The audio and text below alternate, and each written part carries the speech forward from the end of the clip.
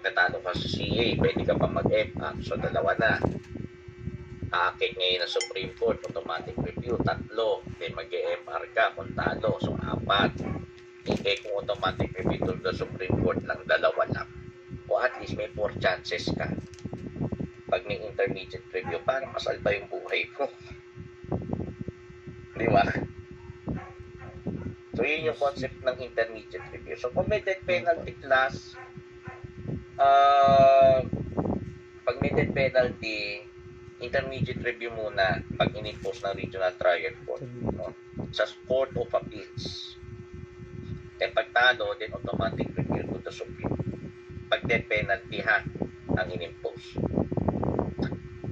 Now, class, take note of the rules on expedited proceedings in the first level courts, no? More particularly the rules on summary procedure.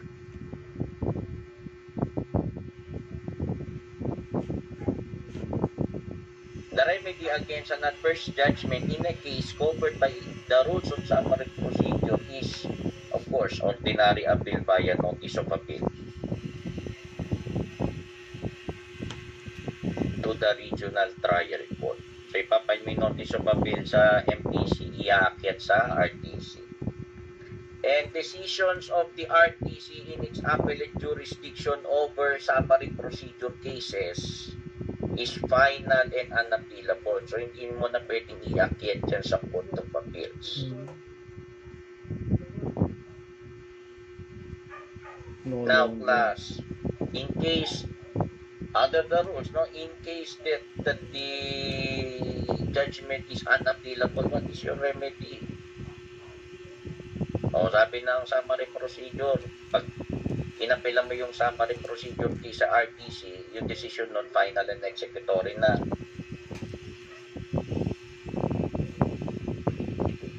So, hindi unappealable na siya. Ay, kung ikaw ang lawyer ni akusado, anong remedyo mo? Anong remedyo?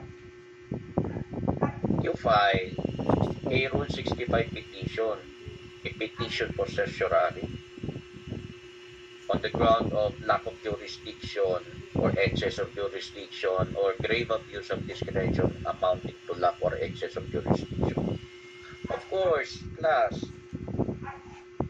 sabi ng CODAL, no, you can only avail a petition for certiorari under Rule 65 if there is no appeal nor plain, adequate, and speedy remedy in the ordinary course of law. So, matik, no appeal na nga, unappealable na nga yung rules of summary procedure pag RTC na ang nag-decide in its appellate jurisdiction. So, pwede na, di ba, yun yung basis, no? Rule 65. Ang tanong, diretso ka ba Rule 65? No. Because you need to exhaust first all available remedies in the ordinary course of law. Eh, may ordinary remedy ka pa sa RTC, ano? Ay motion for reconsideration or new trial as the case may be. MNT. So before you file a petition for review, petition for certiorari under Rule 65, arguing grave abuse of discretion, you need to first file a motion for reconsideration. And in case of denial, then you proceed to a petition for certiorari. Petition for certiorari. Now, take note also of the NAPES doctrine or the fresh period rule. No, it is made applicable in criminal cases. No, pag nag-file ka ng motion for reconsideration na deny, you have a fresh period of 15 days to file your post-judgment remedies. Fresh period rule to. Kumbaga, kunwari, nag-file ka ng motion for reconsideration on the 15th day from notice of conviction. On the 15th day. So, pasok pa rin sa deadline. Pwede na yung MR mo. Kailangan magpa-file. Eh, dati, kung ano yung natirang period. Ngayon, fresh period of 15 days na. So from 15 days from notice of the denial of the motion for reconsideration, meron kang fresh period, 15 days to appeal via notice of appeal or petition for review as the case. That is the NAPES doctrine. NAPES versus Court of Appeals. Nakuha, class? Yes po, Tony. Take note also, class. A judgment of acquittal is final and executory and unappealable. Ayun. Because if you will appeal, bawal din ang motion for reconsideration in a judgment against a conviction. Acquittal rather. Bawal mong i-MR yung acquittal. Bawal mo rin i-appeal yung acquittal. So, kung fiscal ka, bawal yan. Bakit? The accused will be placed in double jeopardy. Double jeopardy. Double jeopardy yun. So, bawal ang apela or MR sa judgment of acquittal. Otherwise, mape-place sa double jeopardy yung akusado. However, the prosecution is not left without a remedy, class. There is also a remedy. And that is a Rule 65 petition. A petition for certiorari under Section 1, Rule 65 of the Rules. Bakit? If you will remember your our recitation in double jeopardy, one of the elements of a valid before the first jeopardy will attach, no? Before the first jeopardy will attach, one of the elements is that the court must have or must exercise valid jurisdiction. There must be valid jurisdiction. Because there is no danger of the first jeopardy if the court is acting without jurisdiction, because all proceedings in a court without jurisdiction are null and void. Walang bisa. Hence, no danger ng first jeopardy. Now, in a Rule 65 petition, ang issue dyan jurisdictional. Ibig sabihin, kaya ka nagpapahit ng Rule 65 kasi yung court which renders an acquittal has acted without or in excess of its jurisdiction or with grave abuse of discretion amounting to lack or excess of jurisdiction. So kapag inakwit mo yan, kung may grave abuse of discretion ka naman or wala ka naman talagang jurisdiction nung inakwit mo yan, walang double jeopardy. Kasi isang element ng double jeopardy yung yung exercise ng valid jurisdiction. Nakuha, class? Yes, Tony. So, the only remedy against a judgment of acquittal is you file a petition for certiorari. Of course, following the hierarchy of courts, you file it either to the regional trial court kung inakwit sa MTC or kapag RTC sa CA. Then, in case of adverse decision, kung CA ang nag-decide, Rule 45, appeal by certiorari to the Supreme Court, etc. etc. Of course, kahit bawal ang MR sa judgment ng acquittal, ipa-file mo pa rin siya kasi yung Rule 65 petition required, bago mo i-file yan, required ang MR. As opposed sa Rule 45, hindi kailangan ng MR doon na 65 kailangan mong MR kasi nakalagay doon, there is no appeal nor plain, adequate and speedy remedy in the ordinary course of law. So kahit bawal, pwede kang mag-file ng MR just for the purpose of satisfying the requisite of a petition for certiorari. satisfying the petition for certiorari. Kapit na naman to. Certiorari. Sa tada! Tada!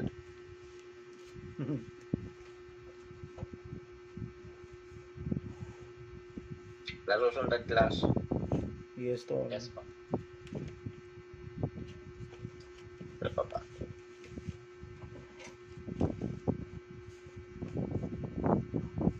Double geography.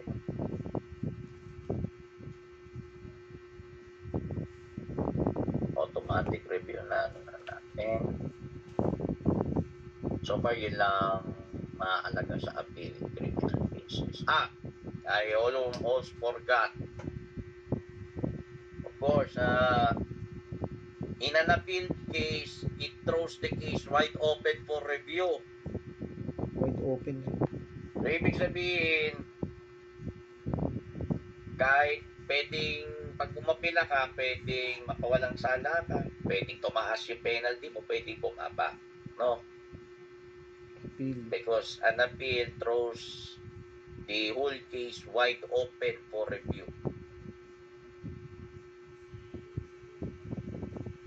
So, kunwari, Open for review. ang sentensya sa'yo is 3 years, kunwari lang 3 years, hindi ka na kontento, gusto mo acquittal, or at least mapababa ng 1 year, so inapila mo, sabi ng appellate court, ay hindi 3 years yan, 6 years and 1 day to 8 years yan, hindi wala ka ngayong probation. Kung mapila ka na, kung nag-probation ka na lang, kaya pag makrate yung litigante, o di lalo siyang nakulong. Di ba? So, it throws the case wide open for review. Now, of course, di ba may crime 1 na kayo? Di ba, a person criminally liable is also civilly liable under Article 100 ng Revised Penal Code. Provisional remedy. Ngayon, so pag in-institute mo yan, as you all know, impliedly instituted na rin ang civil action arising from the crime. Diba? Natik yun. So, doble kara yan. Alam nyo na dapat yan. Rule 111. Instituted na. Ngayon, class. Kahit na meron ka ng judgment regarding the criminal aspect, pwede mong i-apela yung civil aspect. So, the ordinary rules of civil procedure will apply. Ginawa ko yun. Naalala nyo yung kwento ko na may Jason Eibler ako, yung dinouble jeopardy ko. Ang problema nung dinismiss, tsaka nung una, pinaamin ko RIR, damage to property, pero isang instance lang, pero dalawang information. Pinaamin ko muna sa mas mababa penalty. Tapos, doon sa mas mataas na penalty, in-apply ko yung double jeopardy granted. So, in both cases, in-awardan ng civil damages. Ang ginawa ko, in-appeal ako both yung orders ng korte, yung granting civil liability. Nag-grant naman. So, ang inakyat ko lang yung civil aspect. Yung inakyat ko lang on appeal is the civil aspect, not the criminal aspect. So, pwede yun, no? Ang i-appeal mo lang yung civil aspect. Pero, you need to indicate your remedy na ang ina-appeal mo lang is yung civil aspect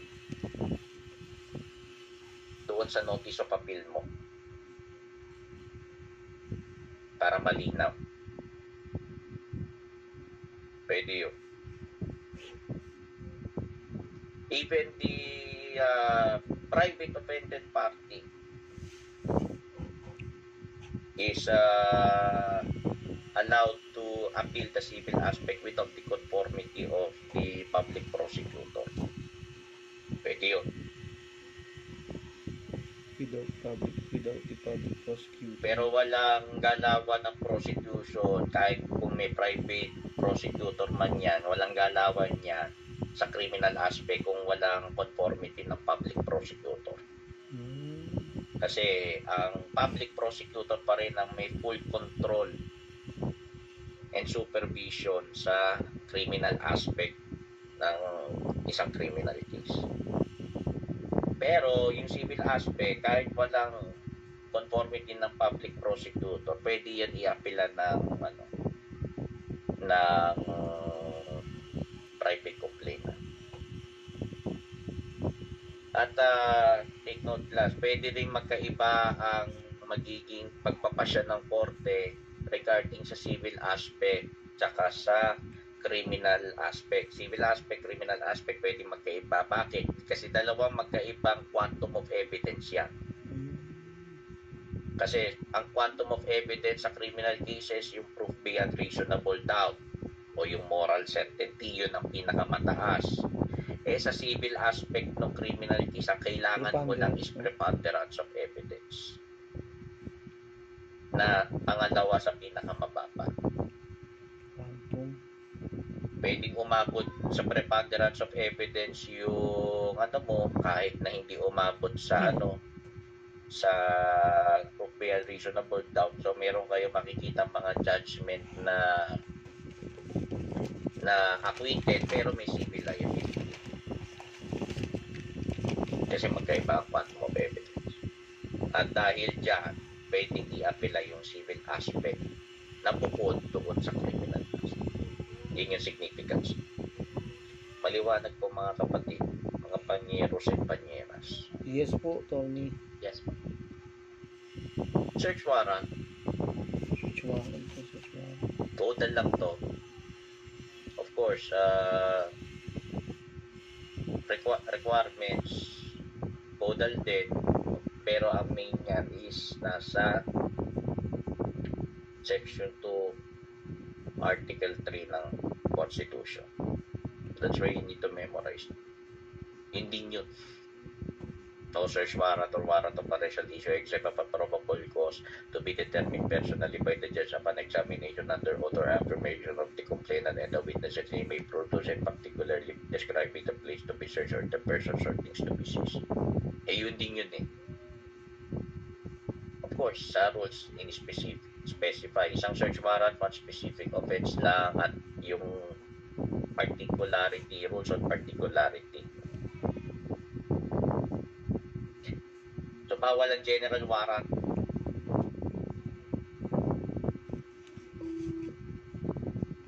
Pwede naman ilagay subject ng general search warrant yung sabihin na natin compound, pero dapat merong indication sa search warrant na magpa-particularize doon sa isang lugar. Pero kung compound lang without any particular description of the place to be searched, general warrant yun, bawal yun.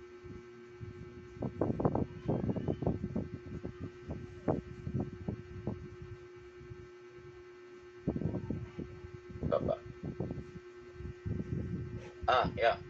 Meron akong pinakwash na search warrant. Ang nakalagay lang sa address, barangay. Walang house number. Bawal yun.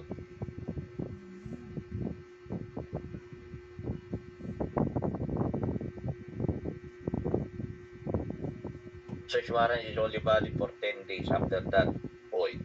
So, pagka issue, 10 days from issue ha. So, within 10 days from issue, dapat may enforce yan. After that, hindi na po pwede. Pero na rin ako napakwash dyan.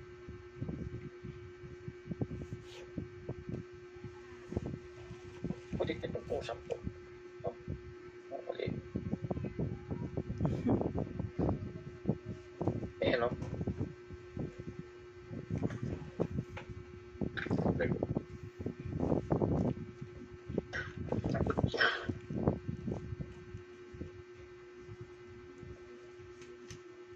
Ano ba? The remedy against a invalid search warrant is yung motion to quash search warrant and suppress evidence. Pag na-quash yung search warrant, but yung proceeds ng search na yon will become inadmissible in evidence under the doctrine of the fruit of the poisonous tree.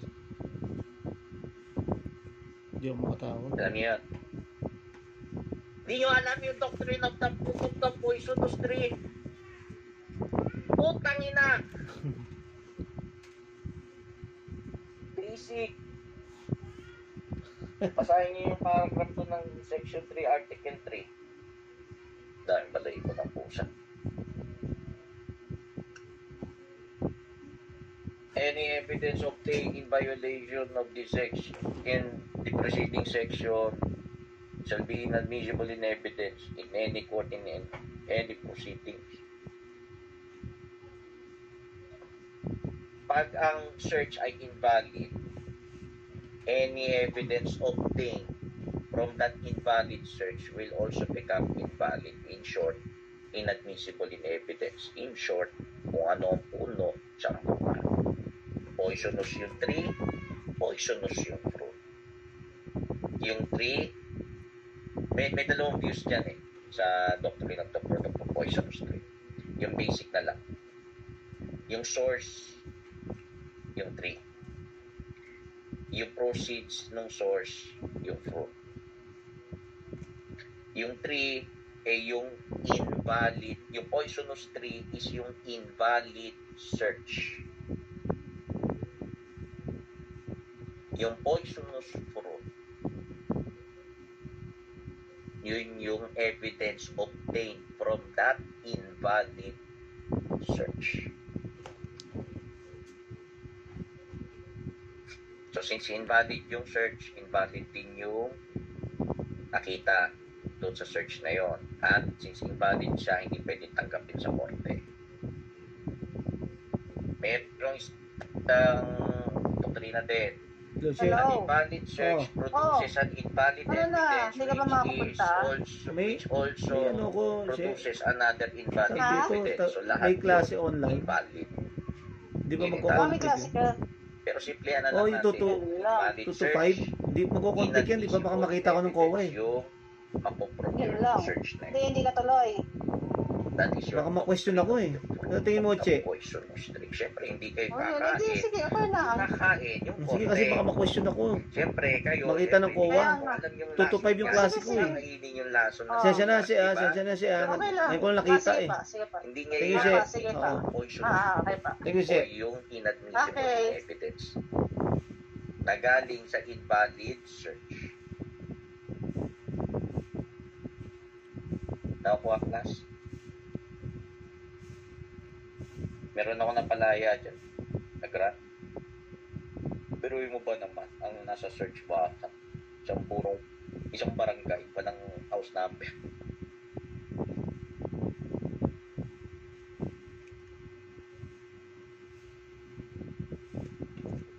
Walang house number. Now, class.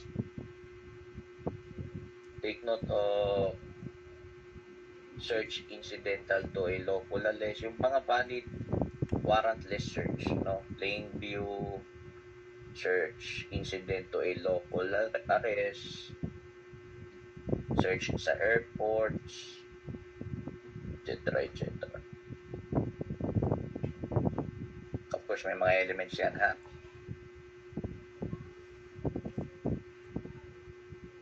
Pala, before I forgot, pag ini-implement yung search warrant, dapat may lawful occupant doon na witness. Kung hindi man member ng household yung or yung lawful occupant nun, kung wala yung dalawa, 2 witnesses residing from the same locality of sufficient age and discretion. Sufficient age and discretion.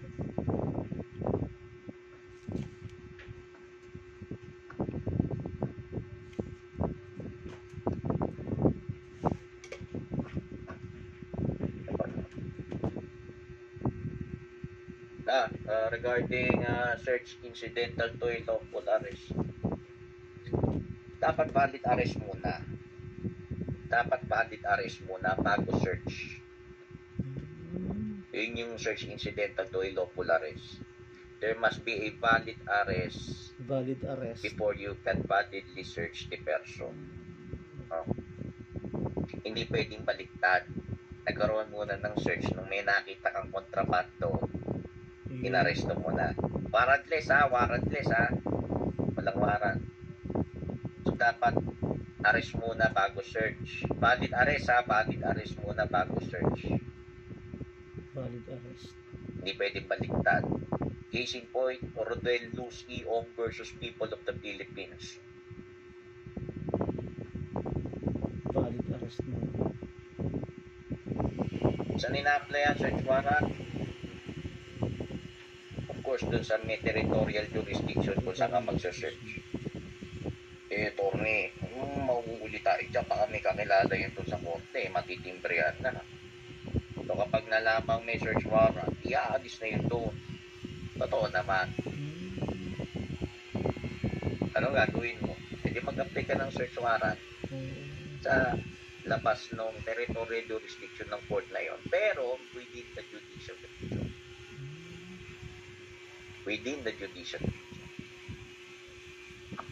Take note also of Maladawan versus Court of Appeals regarding the application ng search warrant, no? Pagka Manila at Quezon City RTCs yan, pwede yan anywhere in the Philippines.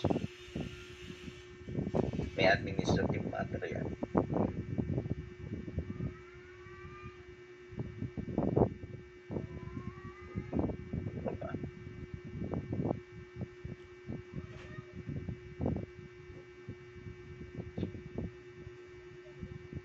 Yes.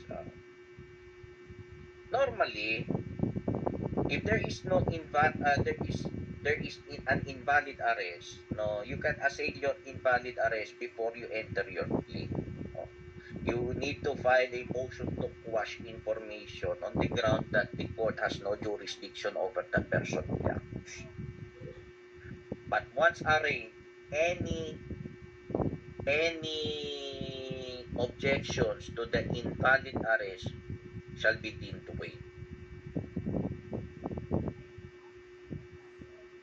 Attorney, may invalid arrest. At base sa invalid arrest na yon, merong nakitang search. Doon sa search, may nakita na kontrabando. Anong waive din ba yon ng arraignment? The answer is no. Ang na-waive lang, objections doon sa illegal arrest. Pero, yung objections doon sa inadmissible in evidence dahil may invalid search, hindi yan na-waive ng arraignment at pre-trial. So, pwede mong erase yung objections mo during trial. Take note ha, during trial.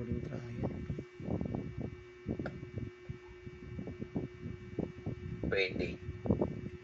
Hindi porket winave mo yung illegal arrest, winave mo rin yung illegal search. Hindi ganon.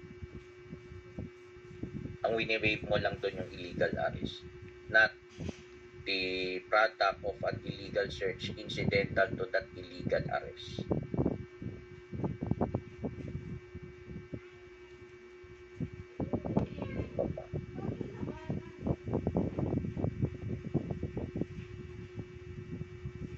Basically, ganun lang. Tapos ang take note of the take note of criminal procedure in summary procedure sa expedited proceedings. Ano yung mga covered cases. Para malaman nyo kung kailan nyo i-apply yung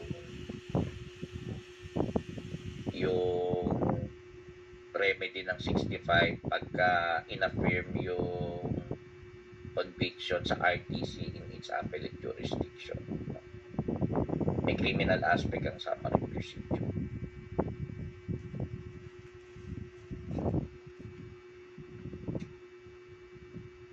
basically, that's it. Congratulations for finishing criminal procedure. Any questions, clarifications from the class? Ano yun, Atty. Nicole? Yung when appealing po, tapos there are multiple people who are accused. Tama po ba na yung isang accused lang po yung magiging affected po ng kanyang appeal, di ba? Oo, yung kung sino lang yung umapila. Basta, Opo. pero pag pabor, dama yung iba. Apo. So, if penalty po, siya lang yung maapektuhan. Pero if it is in favor of everyone, lahat naman po Dama yun. Pero, pag hindi pabor yung apela, kunwari, nadagdagan yung penalty, siya lang yun. Thank you po. Sino pa? Ano? Lana? Ayan, Atty. Jerry. Fiscal, good afternoon po. May tanong lang ako, Fiscal, regarding po kung ongoing yung trial, Fiscal, tapos na-waive yung testimony, Fiscal, nung private complainant po. Tapos nag-move po for dismissal, Fiscal. Then ginrun po ng court, Fiscal. And then nag-MR po. Tapos nag-run. Pasok po ba sa double jeopardy doctrine, Fiscal? At tanong, sino nag-move for dismissal? Titingnan mo rin kung ano yung nature ng dismissal. Diba? Dalawa yan, permanent tsaka provisional. Kung nag-move naman for permanent dismissal yung accused, diba? With consent niya. So, kailangan dismiss without his consent. So, walang double jeopardy doon. Siya nag-move So, yung dismissal with the accused consent. Diba requirement ng double jeopardy without the express consent na dismiss without the consent of the accused. Titignan mo rin anong nature ng provisional dismissal. Ng dismissal, kung provisional ba yan or permanent. Diba? Thank you po, Fiscal. Sige. May tanong pa. Atty. Japoya. Attorney, nabasa ko lang po yung 127, yung provisional remedy, tapos sa Rule 111, nag-i-institute pa tayo ng separate civil action. Tapos, meron palang 127 na nandun na naka-attach na dun sa criminal aspect. So, ba't kaya ganun, Tony? Why do we need to institute a separate civil civil action Iba yung provisional remedy, kapatid. Provisional, okay, pansamantala lang yon in order to preserve. Opo. Lalo na sa mga attachment, to preserve the property of the accused para may hahatake. Okay. Kasi ang gagawin lang dyan, kung hindi preliminary attachment yan, baka mamaya ibenta ni accused yan o i-transfer sa ibang pangalan. So pag nanalo si complainant, may civil liability, hatakin mo ngayon kay accused, diba? Yung provisional lang yan. Okay po. Okay. Pansamantala, while the case is pending, in order to preserve something during the course of the trial. Thank you po, Tony. Opo. Klaro na po. May tanong pa po. Provisional lang pala siya. Wala na. Sige. Congratulations ulit. I wish that you will be successful in your endeavor in pursuing your dreams to become lawyers. Tulad niya, ma-share ko lang namin, nirapulan na ako ng kaso. Meron doon, mga ipapail ko na sa korte, sigurado, pero pinano ko muna ng subpoena, pinaisyuhan ko muna ng subpoena. Meron din isa doon, cybercrime. Pwede ko nga i-dismiss outright yun Pero Pinasupina ko muna, bigyan ko muna ng pagkakataon. Baka mamaya may mahugot ako doon sa counter affidavit ko sakali man. Depende. At any rate, no, pagka-aral kayo, so naging lawyer kayo, aral kayo, isang tingin nyo lang, alam nyo na. Alam nyo na. Tulad niya, magtanong kayo, okay lang, alam ko na. Diba? May legal basis pa. Kasi, well, kung saan nag-aaral ako mabuti, ginagawa ko na rin. Na-apply ko na rin. Correct. So, exam tayo lahat, cover to cover, from start to finish Next week, face-to-face tayo. Yes po. Pero, is there any chance na mag-exam tayo within the weekday next week? Siguro mga simulan na, kasi may bagyo ng Monday, Tuesday. So, siguro Wednesday onwards. May chance ba? Gabi po ba, attorney? Oo, gabi. Definitely gabi. Pwede. Pwede.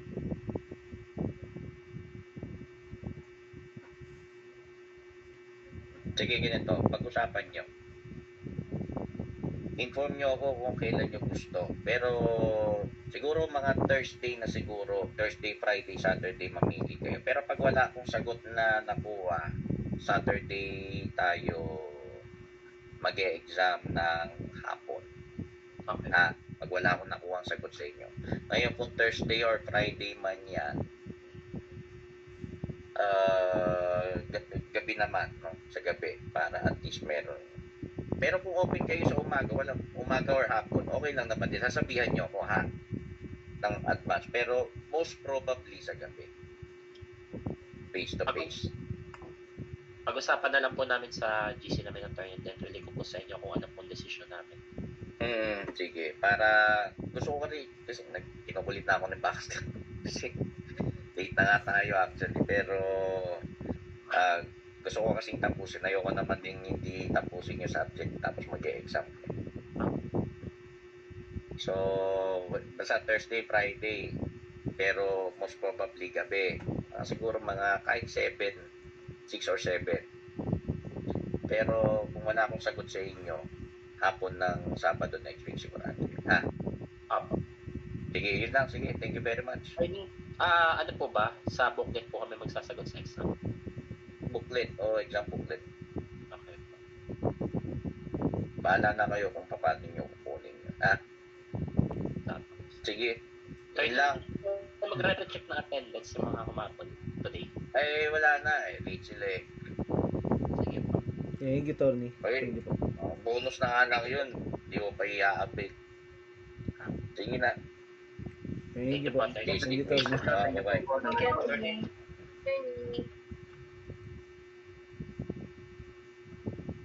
Jolo, ano? Tayo ng dalawa. Si Rola. Ang bilis. Mabuta na. Sabado na yan tayo. Para ano? Ha? No? Sabado tayo. Kaya nga. May trabaho. Kaya nga eh. Uy, Napindot ko. umalis ka agad. Napindot ko. Bilis eh.